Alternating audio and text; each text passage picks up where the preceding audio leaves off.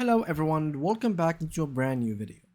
In today's tutorial guys, I'm going to show you how to use Microsoft Copilot for beginners. Microsoft Copilot is an AI assistant that can help you write content, summarize information, answer questions, create images, analyze data, and automate everyday tasks. It works on the web, in Windows, and inside Microsoft 365 apps like Word, Excel, PowerPoint, Outlook, and Teams. Now, how to get it? We simply have to open it. So you can access Copilot in several ways, either through your website as an example. So you can go and visit the Microsoft Copilot websites. Simply just go and search for Microsoft Copilot website and you will be able to actually open it. You can open the Copilot app as you can see on Windows.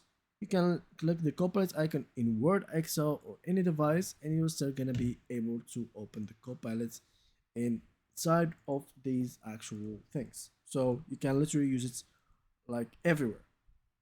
So now, how does it work?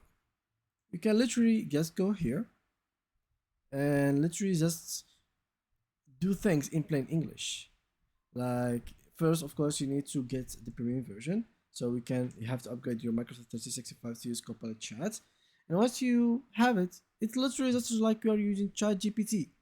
So you can type a request in plain English, and basically the more details you provide, the better the answer will be. And Microsoft recommends using clear prompts and adding context whenever possible.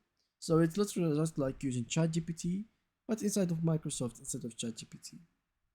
You can also improve your prompting in it simply like instead of writing an email, like asking it to write an email, you can ask it to write a professional email to a client, etc., etc., etc.